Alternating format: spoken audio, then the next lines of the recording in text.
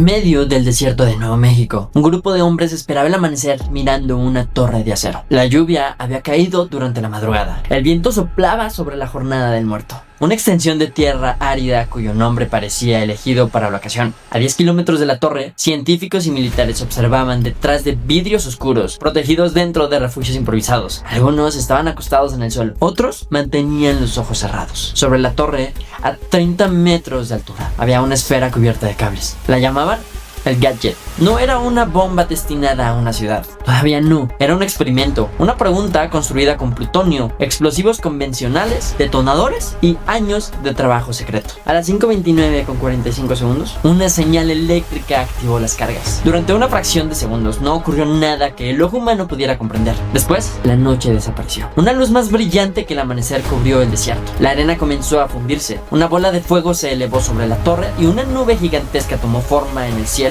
La explosión liberó una energía equivalente a unas 21,000 toneladas de TNT. Al resplandor pudo verse a más de 200 kilómetros de distancia. Algunos hombres gritaron, otros rieron, algunos permanecieron en silencio. Robert Oppenheimer, director científico del laboratorio de los Álamos, se acercó a su hermano Frank y pronunció una palabra. Funcionó. 20 años después aseguraría que, al contemplar aquella explosión, recordó una frase del Bhagavad Gita: ahora me he convertido en la muerte, el destructor de mundos. Pero en la mañana del 16 de julio de 1945 no había tiempo para reflexionar demasiado. La guerra continuaba. En el Océano Pacífico, Estados Unidos preparaba una invasión a Japón. En Europa, los aliados celebraban la derrota de los alemanes nazis. En Washington, el presidente Harry Truman esperaba noticias del desierto. Y en una isla situada a más de 10,000 kilómetros de Nuevo México, técnicos militares preparaban una bomba de uranio que nunca había sido probada. La explosión de Trinity no fue el comienzo del proyecto Manhattan. Fue el momento en el que una carrera científica, industrial y militar dejó de ser una posibilidad. Desde aquella mañana la bomba atómica ya no pertenecía a la imaginación, existía.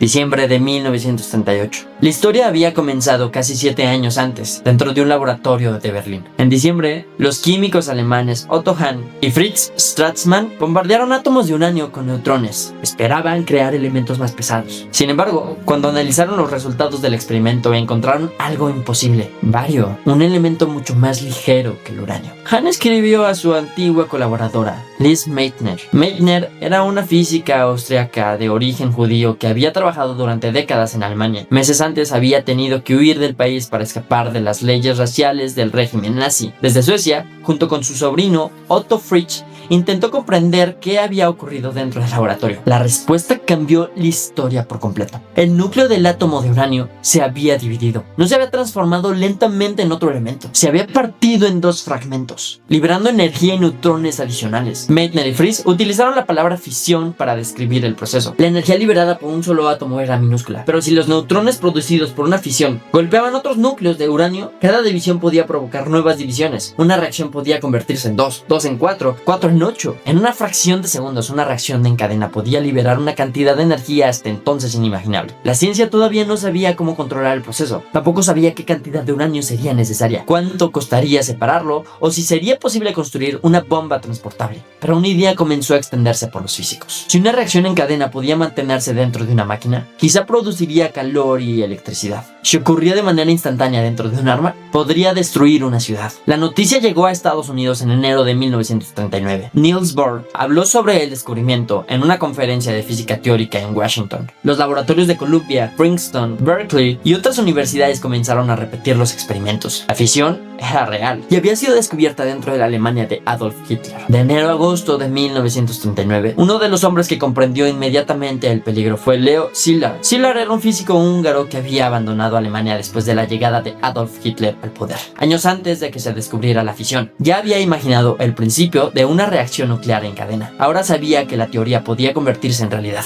pero también sabía algo más. Alemania poseía científicos capaces de comprender el descubrimiento, controlaba las minas de uranio de Checoslovaquia y podía buscar acceso a los grandes depósitos de minerales existentes en el Congo belga. Szilard temía que el régimen nazi estuviera intentando fabricar una bomba. No tenía pruebas de que el proyecto alemán estuviera cerca de conseguirlo. En realidad, los estadounidenses sabían muy poco sobre lo que ocurría en los laboratorios del enemigo, pero ese desconocimiento hacía que el peligro pareciera todavía mayor. Szilard habló con los físicos Wigner y Teller. Los tres eran refugiados húngaros. Los tres conocían el poder del régimen nazi y entendían lo que significaba que Adolf Hitler obtuviera una arma capaz de destruir una ciudad. Necesitaban advertir al gobierno estadounidense. Sin embargo, ninguno tenía acceso directo al presidente. Necesitaban un nombre que Washington no podría ignorar. Ese nombre era Albert Einstein. En el verano de 1939, Szilard visitó a Einstein en Long Island. Le explicó la posibilidad de una reacción en cadena y el temor de que Alemania estuviera intentando controlar los suministros de uranio. Einstein era un pacifista. Había denunciado el militarismo durante años, pero también era un refugiado de la persecución nazi. Comprendía la amenaza. El 2 de agosto de 1939, firmó una carta dirigida al presidente Roosevelt. En ella advertía que los avances de la investigación del uranio podían conducir a la construcción de bombas extremadamente poderosas. Recomendaba que el gobierno estableciera contacto con los físicos estadounidenses, financiara sus experimentos y asegurara fuentes de mineral. Einstein presentó su firma, pero la urgencia pertenecía a Szilard.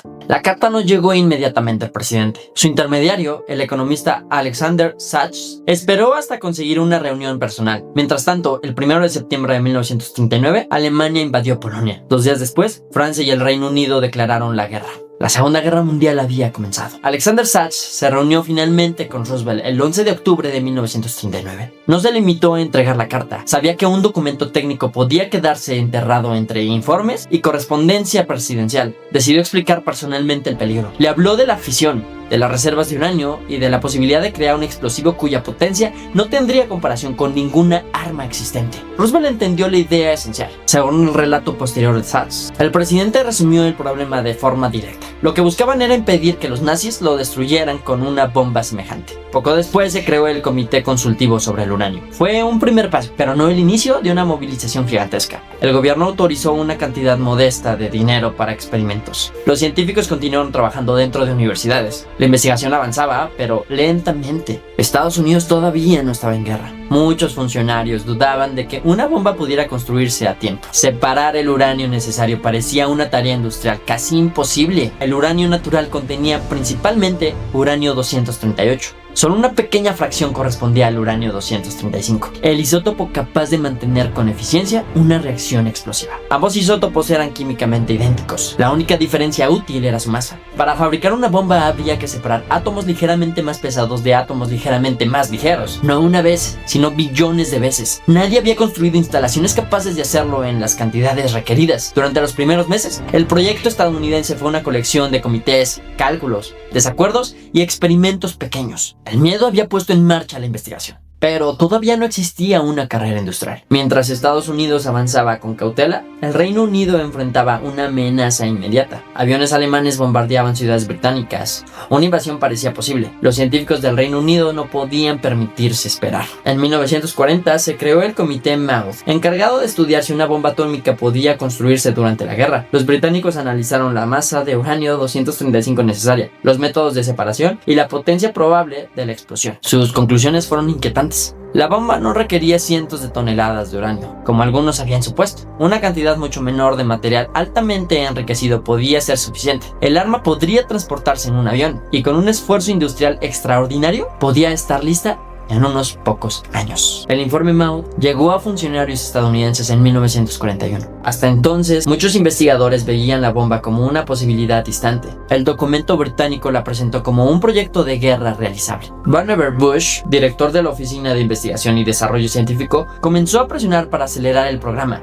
Ernest Lawrence, James Conant y otros científicos analizaron distintos caminos para obtener el material necesario. Una opción consistía en separar uranio 235. Otra era fabricar un elemento casi inexistente en la naturaleza: plutonio. El plutonio podía producirse dentro de un reactor al bombardear uranio con neutrones. En febrero de 1941, un equipo dirigido por Glenn Seaborg identificó y estudió el nuevo elemento. En teoría, también podía alimentar una bomba, pero todo dependía de crear una reacción nuclear controlada. Y todavía nadie había construido un reactor funcional. A finales de 1941, el presidente Roosevelt recibió recomendaciones para ampliar el programa. El proyecto comenzaba a adquirir prioridad, aunque seguía dividido entre universidades y organismos civiles. Entonces, llegó el 7 de diciembre. aviones japoneses atacaron Pearl Harbor. Al día siguiente, Estados Unidos declaró la guerra a Japón. Pocos días después, Alemania e Italia declararon la guerra a Estados Unidos. La discusión sobre si el país debía de prepararse para un conflicto había terminado. La pregunta ahora era si la bomba podía construirse antes que el enemigo. El 19 de enero de 1942, Roosevelt aprobó la expansión del esfuerzo para desarrollar una bomba atómica. La decisión no creó de inmediato el proyecto tal como sería conocido después, pero transformó una investigación científica en una misión nacional. Arthur Compton organizó el laboratorio metalúrgico de la Universidad de Chicago. Su nombre era débilmente engañoso. Allí no se estudiaba únicamente metalurgia. El objetivo central era diseñar un reactor capaz de producir plutonio. En Berkeley, Arnold Lawrence trabajaba en la separación electromagnética de uranio mediante máquinas llamadas calutrones. En Columbia se investigaba la difusión gaseosa, un método que obligaba a un compuesto de uranio a pasar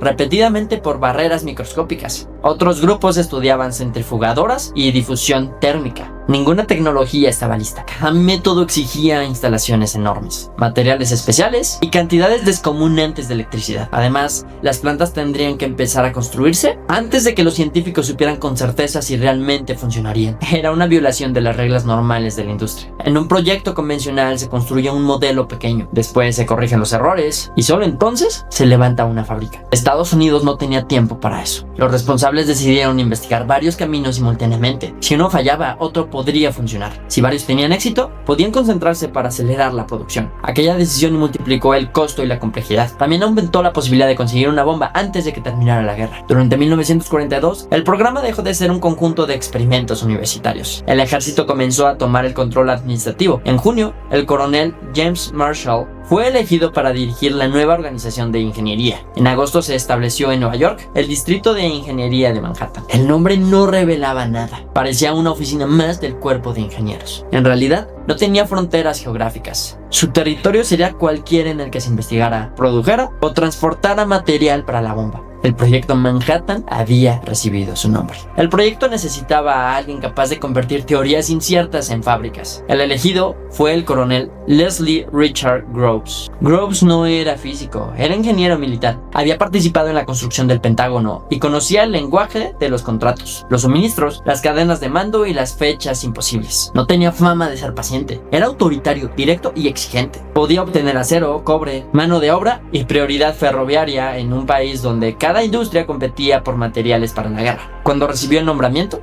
comprendió que el programa atómico no podía esperar a que desaparecieran todas las dudas científicas. 2 días después de asumir el mando, aprobó la compra de un enorme terreno en Tennessee. La zona se encontraba cerca de presas hidroeléctricas, ferrocarriles y carreteras. Estaba rodeada de colinas que podían separar unas instalaciones de otras en caso de accidente. Allí se construirían las plantas para enriquecer uranio. El lugar fue llamado Clinton Engineer Works. Más tarde sería conocido como Arkwright. Groves también consiguió una prioridad superior para los materiales del proyecto. En plena guerra, ese código administrativo significaba que una orden relacionada con la bomba podría pasar por delante de fábricas de aviones, barcos y tanques. Pero todavía faltaba resolver una cuestión decisiva: ¿dónde se diseñaría el arma? Los científicos estaban dispersos por todo el país. Algunos trabajaban en Berkeley, otros en Chicago, Nueva York o Princeton. El secreto dificultaba la comunicación. Los especialistas en física teórica no siempre podían hablar libremente con los expertos en explosivos o ingeniería. Robert Oppenheimer propuso reunirlos a todos en un mismo laboratorio. La sugerencia resultaba arriesgada. Concentrar a los científicos podía facilitar una filtración o un ataque enemigo, pero también era la única forma de diseñar la bomba con rapidez. Groves aceptó, y contra la opinión de algunos responsables de seguridad, eligió a Oppenheimer para dirigir el laboratorio. Era una decisión extraña. Oppenheimer no había administrado una instalación así, ni siquiera había ganado el premio Nobel. Su vida personal incluía relaciones con personas vinculadas al Partido Comunista, algo que preocupaba al ejército, pero poseía una cualidad que Groves consideraba indispensable: comprendía casi todas las áreas científicas relacionadas con la bomba y podía hablar con los especialistas en su propio lenguaje. El militar y el físico eran opuestos. Groves veía el proyecto como una misión de ingeniería destinada a producir un arma. Oppenheimer lo veía como un problema intelectual gigantesco. Durante los 3 años siguientes se necesitarían mutuamente. 2 de diciembre de 1942. Mientras Groves adquiría terrenos y Oppenheimer preparaba el nuevo laboratorio, Fermi dirigía uno de los experimentos más peligrosos de la historia. Bajo las gradas del estadio Stagg Field de la Universidad de Chicago, su equipo construyó una estructura formada por bloques de grafito, uranio metálico y óxido de uranio. La llamaron Chicago Pile 1.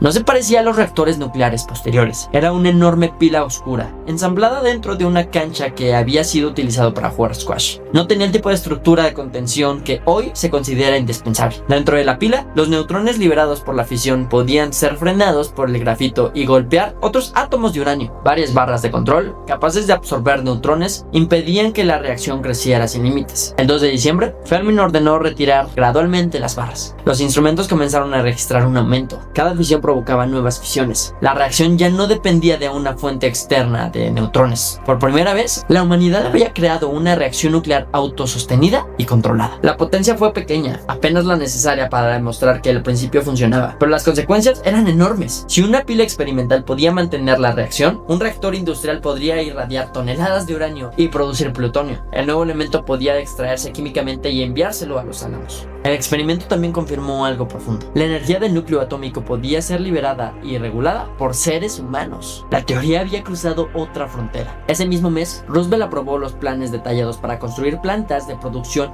a escala completa. La inversión terminaría superando los $2,000 millones de la época. La investigación se había convertido en industria. Y la industria comenzó a levantar ciudades que oficialmente no existían. A comienzos de 1943, las colinas de Tennessee se llenaron de excavadoras, camiones, barracones y líneas eléctricas. Oakland creció con una velocidad difícil de imaginar. Miles de trabajadores llegaron desde distintos lugares del país. Algunos eran científicos e ingenieros, otros eran electricistas, soldados, conductores, cocineros, secretarias, enfermeras, guardias o trabajadores de la construcción. La mayoría no sabía qué era lo que estaba fabricando. Los anuncios de contratación hablaban de un trabajo para ganar la guerra. Los empleados recibían instrucciones estrictas: no preguntar, no hablar y no intentar averiguar qué hacían en esos edificios.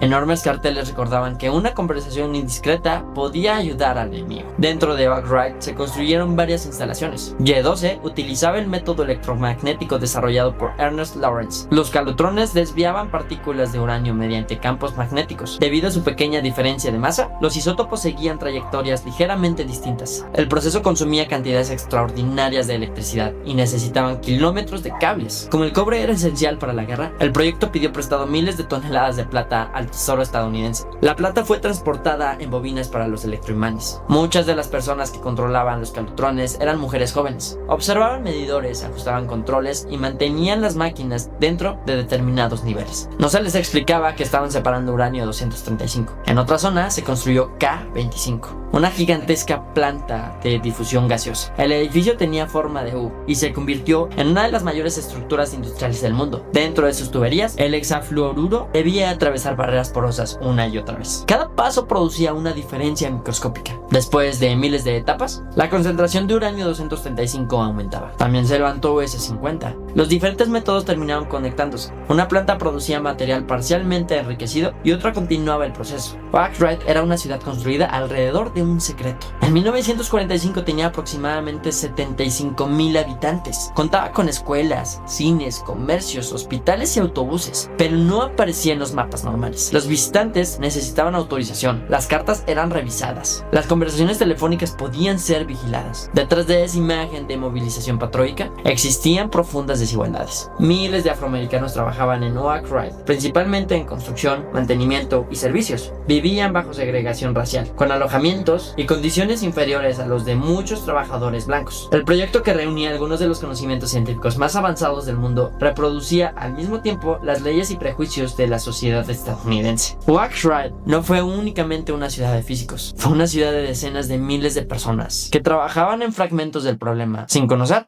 el resultado final. Cada turno, cada medidor y cada tubería acercaban al proyecto a una cantidad suficiente de uranio 235, átomo por átomo. Oakland intentaba separar un isótopo que ya existía. Hanford debía fabricar un elemento nuevo. En enero de 1943, Groves aprobó una región remota del estado de Washington como centro de producción de plutonio. El lugar estaba aislado, tenía acceso al río Columbia y contaba con grandes cantidades de electricidad procedentes de centrales hidroeléctricas. El gobierno adquirió cientos de kilómetros cuadrados cuadrados. Los residentes de pequeñas comunidades agrícolas tuvieron que abandonar propiedades, huertas y viviendas. La empresa DuPont recibió la responsabilidad de construir los reactores y las plantas químicas. Sus ingenieros sabían que entrarían en un territorio desconocido. No existía experiencia operando reactores nucleares, al menos no de escalas industriales. Tampoco existía una fábrica que separara plutonio de materiales inmensamente radiactivos. El diseño comenzó mientras la física todavía estaba siendo investigada. Los reactores de Hanford utilizarían enormes bloques de grafito atravesados por tubos de aluminio. Dentro de esos tubos se introducirían cilindros de uranio. El agua del río circularía para enfriar el sistema.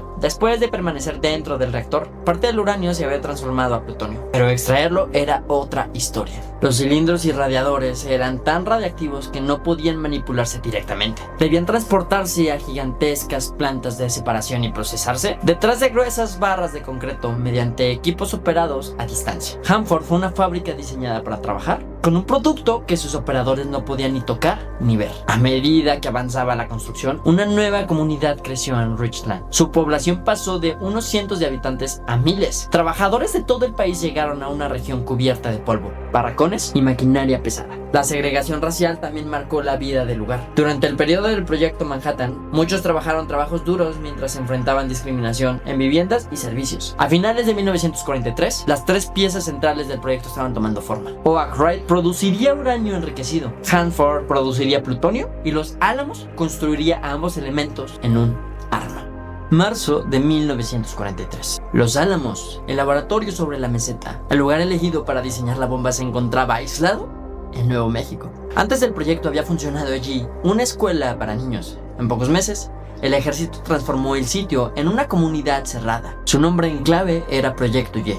Los científicos comenzaron a llegar en marzo de 1943. Viajaban primero a Santa Fe, donde una mujer llamada McBean los recibía en una pequeña oficina. Desde allí eran conducidos por caminos montañosos hasta una puerta vigilada. Para el mundo exterior, Los Álamos tenía una sola dirección postal: apartado 1663, Santa Fe, Nuevo México. Esa dirección aparecía en las cartas, documentos e incluso certificados de nacimiento de algunos niños nacidos dentro de la ciudad secreta. Oppenheimer reunió a figuras extraordinarias: Hans Bethe, Richard Feynman, Edward Teller, John von Neumann, Emilio Segre, George Kistiakowsky y muchos otros. También llegaron ingenieros, técnicos, militares y especialistas británicos y canadienses. La bomba de uranio parecía relativamente directa. El diseño, conocido como tipo cañón, utilizaría explosivos convencionales para lanzar una pieza de uranio 235 contra otra. Al unirse, formaría una masa supercrítica y comenzaría la reacción en cadena. La idea era sencilla de describir. Fabricarla con precisión no lo era. Los componentes debían resistir el transporte aéreo. El mecanismo debía activarse a la altura correcta. El material no podía unirse accidentalmente. Cada pieza debía de funcionar después de semanas de viaje y además bajo condiciones de combate. La bomba de plutonio parecía seguir el mismo camino. Los científicos esperaban disparar una pieza de plutonio contra otra dentro de un dispositivo semejante. Por esa razón, durante 1943, Los Álamos trabajó principalmente en dos armas tipo cañón. Dinman utilizaría plutonio y Little Boy, que utilizaría uranio. Pero Los Álamos no era una fábrica ordinaria. Era una comunidad donde los físicos discutían ecuaciones durante el desayuno. Los técnicos probaban detonadores y las familias intentaban llevar una vida cotidiana rodeada de alambre,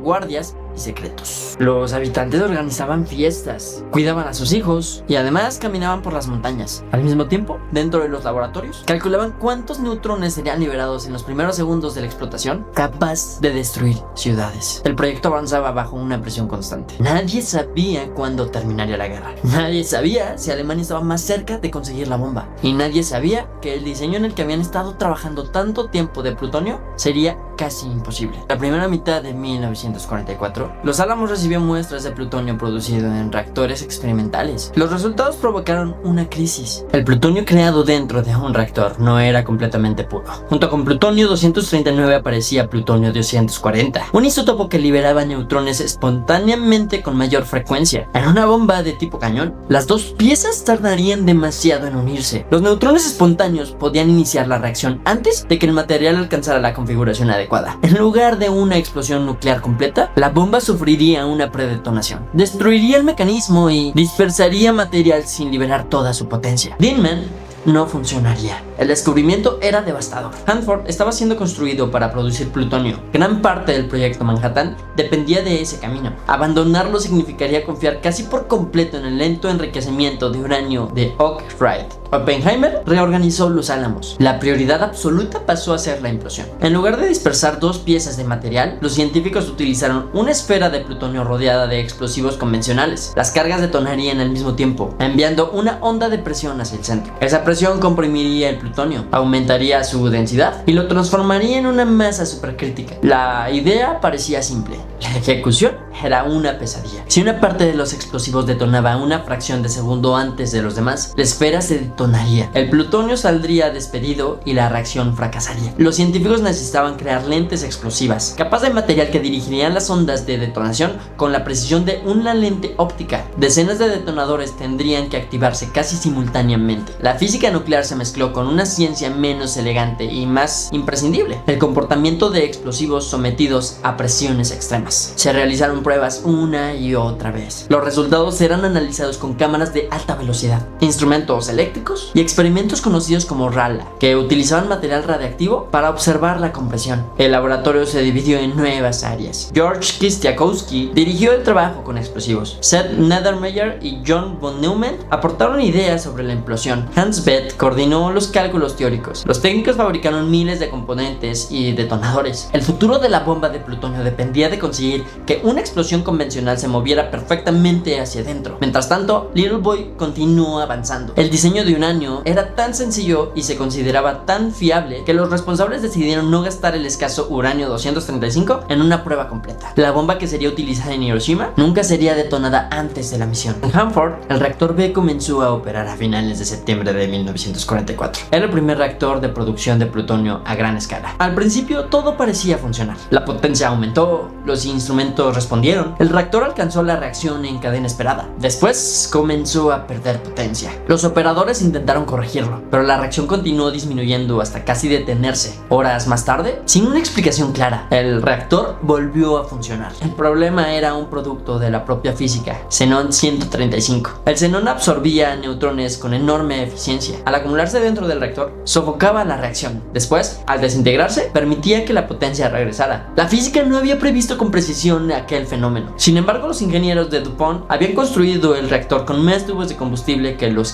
científicos consideraban necesarios. Aquella capacidad adicional permitió superar el envenenamiento por xenón y mantener la reacción. Fue una de las muchas ocasiones en que la prudencia de los científicos salvó a un proyecto obligado a avanzar con falta de conocimiento. Los reactores B, D y F producieron demasiado plutonio para las primeras bombas. El material irradiado fue procesado en las plantas de separación. Pequeñas cantidades de plutonio comenzaron a viajar hacia Los Álamos. El producto final cabía en recipientes relativamente pequeños, pero detrás de cada gramo habían reactores gigantescos. Ciudades construidas desde cero, miles de trabajadores, una industria entera dedicada a fabricar un elemento que casi no existía antes de la guerra. El proyecto Manhattan había nacido del miedo a una bomba alemana. Durante años, los responsables estadounidenses pensaron que los físicos alemanes estarían trabajando en un proyecto equivalente. La incertidumbre justificaba cada nueva fábrica, cada gasto y cada decisión acelerada. Pero a medida de que los aliados recuperaban territorio europeo, equipos de inteligencia comenzaron a investigar el proyecto nuclear alemán. La misión Alsos siguió a los ejércitos aliados. Sus integrantes registraron laboratorios, capturaron documentos e interrogaron a científicos. Lo que encontraron no era una fábrica secreta a punto de producir una bomba. El programa alemán estaba fragmentado. Había investigado reactores y física nuclear. No había construido instalaciones comparables. Tampoco había concentrado recursos suficientes para construir un arma durante la guerra. A finales de 1944, algunos responsables del proyecto Manhattan supieron que Alemania no estaba cerca de la bomba. La carrera original había muerto, pero el proyecto no se detuvo. Las fábricas estaban funcionando. Los Álamos avanzaban hacia una prueba. La guerra contra Japón continuaba con una violencia extrema. Las batallas de Iwo Jima y Okinawa mostraron el costo que podía tener una invasión de las islas principales. Además, el proyecto Manhattan había adquirido una lógica propia. Cientos de miles de decisiones, contratos, turnos y experimentos apuntaban hacia un único resultado: producir el arma y utilizarla antes de que terminara la guerra. La amenaza alemana había sido el motivo inicial, pero para 1945, Japón se había convertido en el objetivo. Franklin Roosevelt murió el 12 de abril de 1945. Había sido presidente desde antes de que iniciara el proyecto atómico. Había autorizado los fondos, tejido en secreto y mantenido el programa fuera fuera del conocimiento de la mayoría del Congreso. Su sucesor, Harry Truman, no conocía los detalles. Como vicepresidente había recibido información limitada. Un proyecto que consumía recursos comparables con los de una gran industria había sido oculto incluso al hombre que podía convertirse en presidente. Después de asumir el cargo, Truman comenzó a ser informado.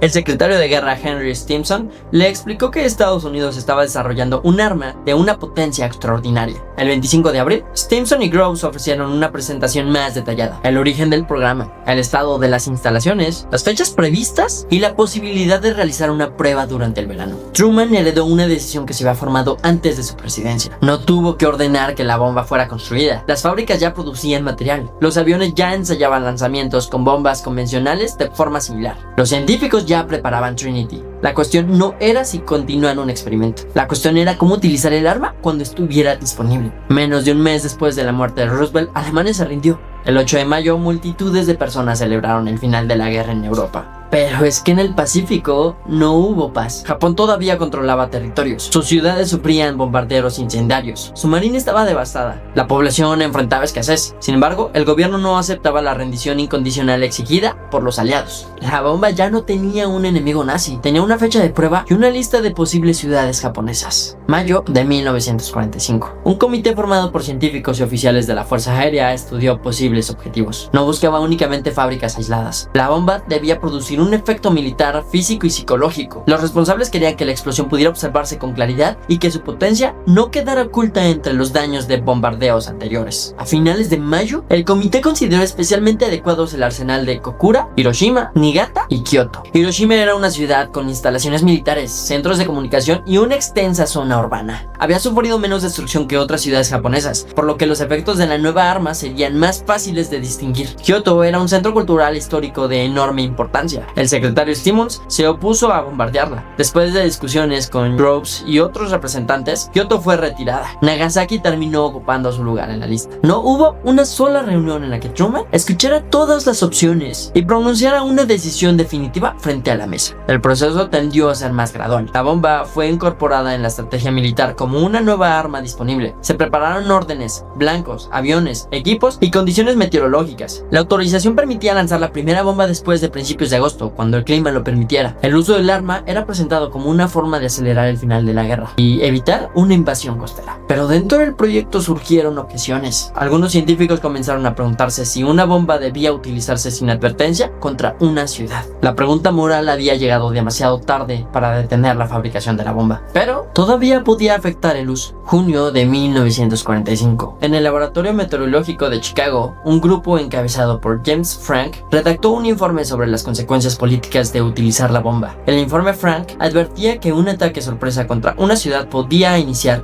una carrera armamentista y hacer más difícil el control internacional de la energía nuclear. Sus autores proponían una demostración ante representantes de distintos países, quizá en una zona deshabitada. Si Japón veía la potencia del arma, podía rendirse sin que una ciudad fuera destruida. Otros científicos no estaban convencidos. El panel científico del comité interino, formado por Oppenheimer, Fermi, Compton y Lawrence, concluyó que no existía una demostración técnica capaz de garantizar la rendición. La bomba podía fallar frente a observadores. Japón podía no aceptar el resultado y Estados Unidos tenía muy pocas armas disponibles. Leo Szilard, el hombre que había impulsado la carta de Einstein, intentó organizar una petición sobre el uso inmediato sobre ciudades. Su preocupación ya no era impedir que Hitler obtuviera la bomba, era impedir que Estados Unidos estableciera un precedente irreversible. La petición no llegó a Truman antes de Hiroshima. Los científicos tampoco compartían una sola postura. Algunos creían que utilizar la bomba terminaría la guerra y mostraría una realidad que obligaría a las naciones a controlar las armas nucleares. Otros temían exactamente lo contrario, que una demostración de poder convenciera a todos los países de que necesitaban su propia bomba. En Los Álamos el trabajo continuó. Las discusiones éticas ocurrían al mismo tiempo que los técnicos pulían detonadores, medían explosivos y preparaban el plutonio. La máquina no se detuvo para esperar una respuesta moral. El calendario había llegado a julio. El lugar elegido para la prueba se encontraba en la Jornada del Muerto, dentro del campo de bombardeo de Alamogordo. La zona era remota, pero no estaba completamente deshabitada. Comunidades, ranchos y pueblos se encontraban a distintas distancias. Sus habitantes no fueron evacuados ni informados sobre la naturaleza del experimento. En septiembre de 1944, los responsables habían seleccionado el lugar por su aislamiento, su terreno plano y su relativa cercanía con los álamos. Durante meses se construyeron carreteras, refugios, líneas eléctricas y estaciones de observación. Más de 50 cámaras serían utilizadas para registrar la explosión. El gadget fue colocado sobre una torre de 30 metros. Su forma era similar a la de Fat Man. En el centro se encontraban el núcleo de plutonio, alrededor las lentes explosivas, por fuera una red de cables conducía hacia los detonadores. Los científicos temían que la implosión fallara. Para evitar perder el plutonio, habían considerado colocar la bomba dentro de un gigantesco cilindro de acero llamado Jumbo. Si los explosivos convencionales detonaban sin iniciar la reacción nuclear, el recipiente podía contener parte del material. Finalmente, decidieron no utilizar. El 7 de mayo se había realizado una prueba con más de 100 toneladas de TNT para calibrar los instrumentos. 2 días antes de Trinity, un ensayo de implosión produjo datos que al principio parecían preocupantes. Hans Bethe revisó los cálculos y concluyó que el gadget todavía podía funcionar. La fecha se fijó para el 16 de julio. Durante la madrugada, una tormenta cruzó la zona. Los rayos representaban un peligro. La lluvia podía aumentar la contaminación radiactiva local. Kenneth Bainbridge, responsable de la prueba, y el meteorólogo Jack Hubbard debatieron si debían aplazarla. Hubbard predijo una ventana de mejor tiempo antes del amanecer. La cuenta regresiva continuó. Los observadores recibieron gafas y láminas oscuras. Algunos científicos se protegieron dentro de refugios, otros observaron desde lugares más alejados. Se discuso incluso la posibilidad de que la explosión incendiara la atmósfera. Los cálculos habían mostrado que era prácticamente imposible, pero la imagen permanecía en la mente de algunos asistentes. A las 5:10 comenzó la cuenta regresiva final. A las 5:29 con 45 segundos, el círculo se cerró. La esfera de plutonio fue comprimida. Los neutrones comenzaron a multiplicarse y la explosión superó muchas de las previsiones. El rendimiento fue de unas 21 kilotoneladas. La nube ascendió varios kilómetros. La arena del desierto se fundió y formó un vidrio verdoso que después sería conocido como Trinitita. El destello iluminó montañas y edificios alejados. Habitantes de Nuevo México vieron la luz y escucharon el sonido, sin saber qué había ocurrido. La explicación oficial habló de la explosión accidental de un depósito de municiones.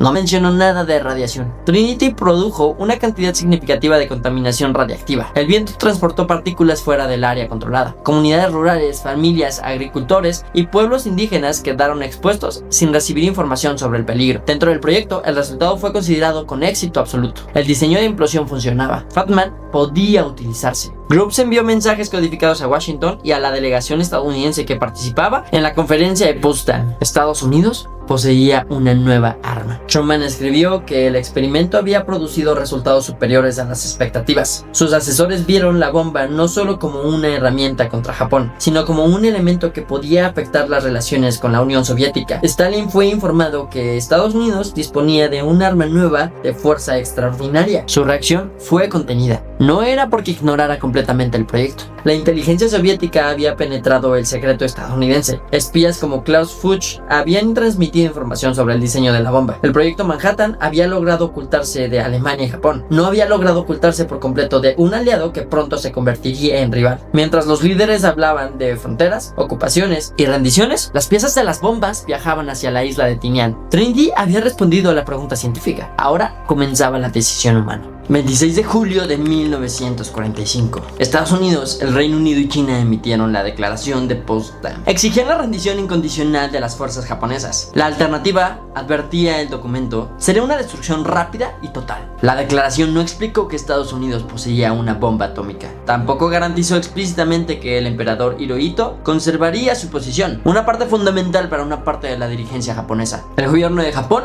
no aceptó las condiciones. La palabra utilizada públicamente por el primer ministro Kantaro Suzuki fue interpretada por los aliados como un rechazo. El mecanismo militar siguió avanzando. El 509 grados, grupo compuesto, dirigido por el coronel Paul Tibbets, llevaba meses practicando en Estados Unidos y Tinian. Sus tripulaciones lanzaban bombas de prueba llamadas Pumpkins, diseñadas para imitar la forma y el comportamiento de Fat Man. La misión atómica tendría procedimientos especiales. Aviones meteorológicos volarían sobre los objetivos. Otros aparatos transportarían cámaras e instrumentos. La bomba bomba debería explotar en el aire para ampliar el radio del desastre. Little Boy llegó a Tinian por partes. El crucero USS Indianapolis transportó componentes y uranio. Días después, al regreso de la misión, el barco fue hundido por un submarino japonés. Cientos de marineros habían muerto sin saber qué era lo que transportaban. Para principios de agosto, el arma estaba preparada. El objetivo principal sería Hiroshima. 6 de agosto de 1945. A las 2:45 de la madrugada, hora de Tinian, el B-29 Enola Gay despegó con 12 tripulantes. En su interior viajaba Little Boy. Era una bomba de uranio 235 de tipo cañón. No había sido probada en una explosión completa. Los científicos confiaban en que su diseño era suficientemente sencillo para funcionar. Paul Tibbets pilotaba el avión. El bombardero Thomas Ferrer era responsable del lanzamiento. Otros 2 B-29 acompañaban la misión para registrar los efectos. Cuando el avión se aproximó a Japón, los informes meteorológicos indicaron que Hiroshima estaba despejada. La ciudad iniciaba una mañana normal dentro de una guerra que ya había destruido gran parte del país. Trabajadores se dirigían a sus empleos. Niños participaban en labores de demolición destinadas a crear cortafuegos. Soldados ocupaban instalaciones militares. A las 8:15 de la mañana, hora local, Ferbe identificó el puente Aioi. Little Boy cayó desde más de 9,000 metros de altura. Tardó aproximadamente 43 segundos en el aire. La bomba explotó a casi 600 metros de altura de la ciudad. La reacción nuclear ocurrió en una fracción diminuta de segundos. El destello llegó antes que el sonido. Una esfera de fuego se expandió sobre Hiroshima. La onda expansiva derribó edificios. El calor inició incendios en numerosos puntos. Personas situadas cerca del hipocentro murieron inmediatamente. Otras quedaron heridas por vidrios, derrumbes y quemaduras. Miles buscaron agua. Muchos supervivientes caminaron sin comprender qué tipo de arma había sido utilizada. Hospitales, médicos y sistemas de emergencia fueron destruidos junto al resto de la ciudad. Después apareció un peligro invisible. La radiación dañó células y tejidos. Personas que parecían haber sobrevivido comenzaron a sufrir fiebre, hemorragias, pérdida de cabello o infecciones. En aquel momento, la mayoría de los afectados no comprendía la causa. El Enola Gay regresó a Tinian. La misión había durado unas 12 horas. En Washington, Truman anunció que Estados Unidos había utilizado la bomba atómica. La describió como una fuerza extraída del universo y advirtió que nuevas bombas podían seguir. La existencia del proyecto Manhattan dejó de ser un secreto. En Oak Ridge, Hanford y Los Álamos, miles de trabajadores escucharon la noticia por radio. Por primera vez entendieron qué habían construido. Para algunos fue un momento de orgullo y de alivio, pero para otros fue el inicio de una pregunta que los acompañaría por el resto de sus vidas. El 8 y el 9 de agosto de 1945, después de Hiroshima, Japón no anunció inmediatamente su rendición. Los dirigentes japoneses intentaban confirmar la naturaleza del arma y decidir cómo responder. El gobierno estaba dividido entre quienes buscaban una salida negociada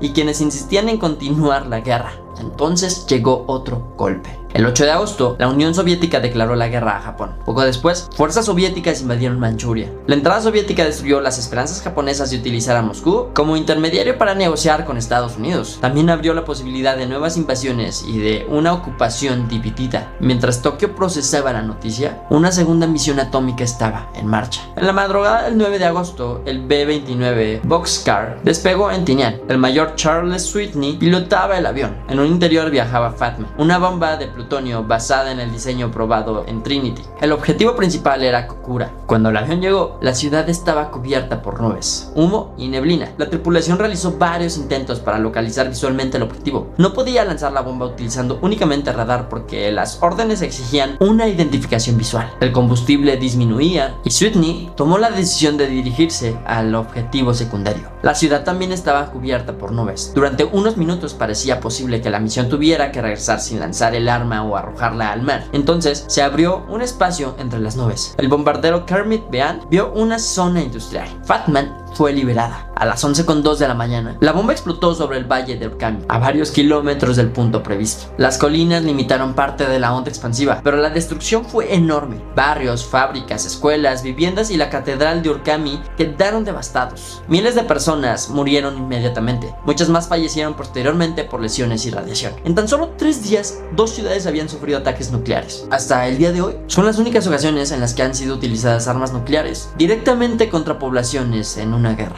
Del 9 al 15 de agosto de 1945, después de Nagasaki, el Consejo Supremo japonés continuó dividido. Parte de los dirigentes aceptaba las condiciones aliadas siempre que se presentara la posición del emperador. Otros exigían condiciones adicionales o proponían continuar la guerra. La situación era desesperada. Hiroshima había sido destruida, la Unión Soviética había entrado en el conflicto y Nagasaki había sido atacada. Estados Unidos podía aparentar que poseía una reserva ilimitada de bombas, aunque en realidad la producción de nuevas armas requería tiempo. El emperador Hirohito intervino entonces. Aceptó la rendición bajo la interpretación de que la institución imperial podría mantenerse. Incluso entonces, un grupo de oficiales intentó impedir la transmisión del mensaje y continuar la guerra. El golpe fracasó. El 15 de agosto, la voz del emperador fue transmitida por radio. Muchos japoneses nunca lo habían escuchado. Hirohito no utilizó de forma directa la palabra rendición. Dijo que la situación de la guerra no se había desarrollado en beneficio de Japón y mencionó al enemigo que había comenzado a utilizar una bomba nueva y cruel. La guerra terminó formalmente el 2 de septiembre de 1945, cuando representantes japoneses firmaron el documento de rendición a bordo del USS Missouri. Durante décadas, historiadores han discutido qué factor fue decisivo. Las bombas atómicas provocaron una devastación sin precedentes y ofrecieron al emperador un argumento para intervenir. La entrada soviética eliminó una posible vía diplomática y amenazó la posición estratégica de Japón. El bloqueo, los bombardeos convencionales y la perspectiva de invasión también formaba parte de la crisis. Reducir la rendición a una sola causa borra la complejidad de aquellos días. Lo que se puede afirmar es que Hiroshima, la entrada soviética y Nagasaki golpearon al gobierno japonés en rápida sucesión. Ayudaron a romper el bloqueo político que impedía terminar la guerra. Después del anuncio de Hiroshima, los estadounidenses descubrieron la existencia de ciudades, fábricas y laboratorios secretos que habían operado durante años. El gobierno publicó el informe Schmidt, una historia cuidadosamente preparada del proyecto.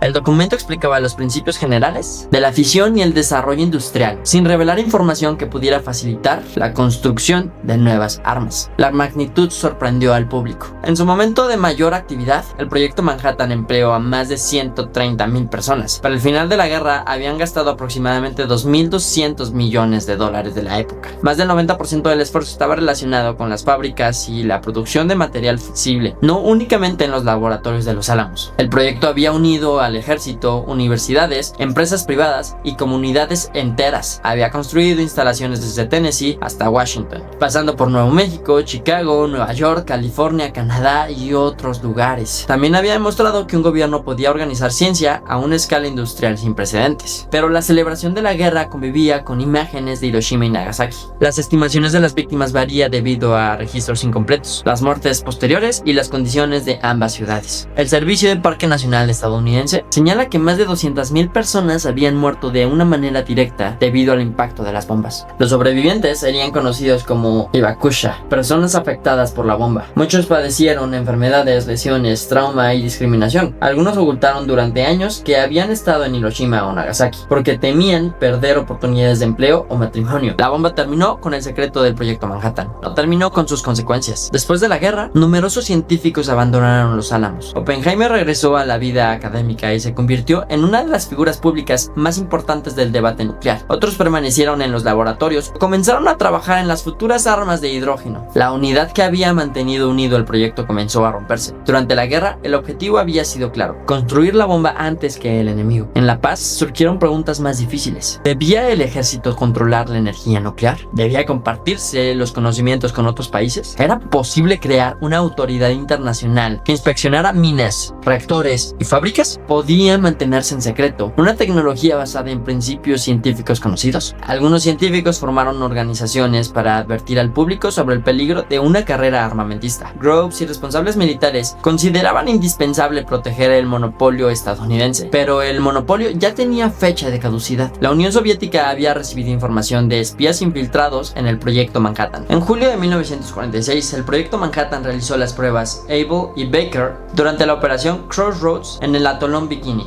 El objetivo era estudiar el efecto de las bombas sobre los barcos. La segunda explosión, detonada bajo el agua, contaminó embarcaciones y mostró de forma dramática que la radiación podía convertir objetos aparentemente intactos en lugares peligrosos. La bomba no era únicamente una explosión mayor, era un arma cuyos efectos podían permanecer después de que desapareciera la nube. El 1 de agosto de 1946, Truman firmó la Ley de Energía Atómica. La legislación creó la Comisión de Energía Atómica, una institución civil que asumiría adquiriría el control de los laboratorios, materiales y armas. El 1 de enero de 1947, la nueva comisión tomó el control del programa nuclear estadounidense. El Distrito de Ingeniería de Manhattan continuó existiendo administrativamente durante algunos meses. Finalmente fue abolido el 25 de agosto de 1947. El proyecto Manhattan había terminado de manera oficial, pero sus instalaciones permanecieron. Arkwright continuó enriqueciendo uranio y desarrollando investigación nuclear. Hanford siguió produciendo plutonio. Los Álamos se convirtieron en un laboratorio permanente dedicado a diseñar armas. La organización creada como respuesta temporal a una guerra se transformó en la base de un complejo nuclear duradero. En agosto de 1949, la Unión Soviética detonó su primera bomba atómica. El monopolio estadounidense había durado 4 años. Después llegaron las bombas de hidrógeno, los bombarderos estratégicos, los submarinos nucleares y los misiles balísticos intercontinentales. Estados Unidos y la Unión Soviética acumularon arsenales capaces de destruir el planeta varias veces. La bomba que había sido creada para impedir que Hitler dominara el mundo se convirtió en el centro de una confrontación entre superpotencias. El proyecto Manhattan no había construido únicamente 3 dispositivos: el Gadget, Little Boy y Fat Man. Había construido el sistema científico, político, industrial que haría posible miles de armas posteriores. Durante décadas, la historia del proyecto Manhattan fue narrada como una carrera de genios contra el tiempo. Esa versión contiene una parte de verdad. La construcción de la bomba fue una hazaña científica e institucional extraordinaria. En menos de 3 años, Estados Unidos pasó de experimentos universitarios a reactores, plantas de enriquecimiento y armas funcionales. Pero esa no era toda la historia. También fue la historia de trabajadores que manipularon materiales peligrosos sin recibir información completa, de comunidades obligadas a abandonar terrenos utilizados para construir instalaciones secretas, de afroamericanos sometidos mientras participaban en uno de los proyectos tecnológicos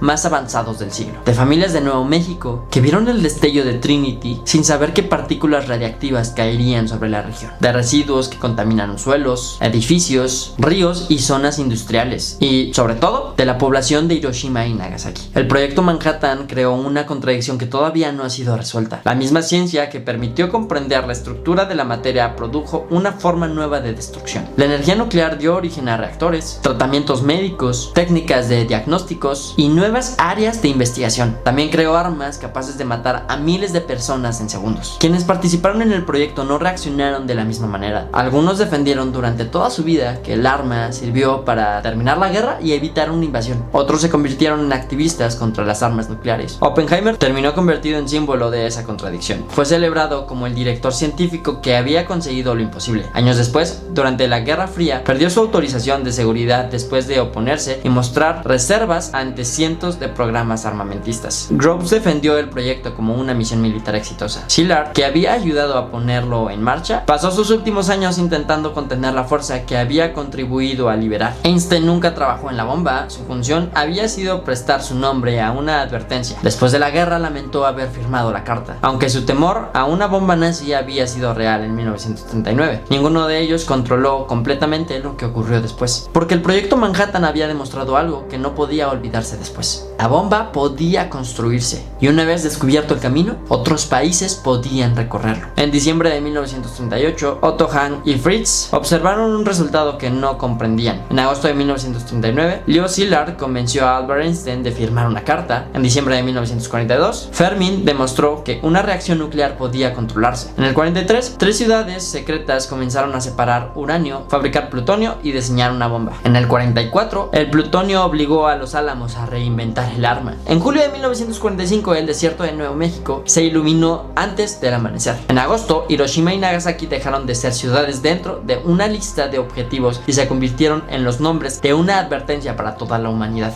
El proyecto Manhattan duró oficialmente poco más de 5 años. Su legado todavía no había terminado. Cada trato nuclear, cada crisis entre potencias, cada reactor y cada discusión sobre proliferación desciende de las decisiones tomadas en aquellos laboratorios y ciudades secretas. Los hombres que observaron Trinity celebraron porque el dispositivo había funcionado, habían resuelto el problema científico, pero el conseguirlo había creado otro problema mucho mayor, uno que ninguna ecuación podía resolver. Desde el 16 de julio de 1945, la humanidad sabe que posee el conocimiento necesario para destruirse. Y desde aquella mañana, la pregunta ya no es si somos capaces de fabricar la bomba. La verdadera pregunta es si seremos capaces de vivir para siempre, sabiendo que podemos utilizarla.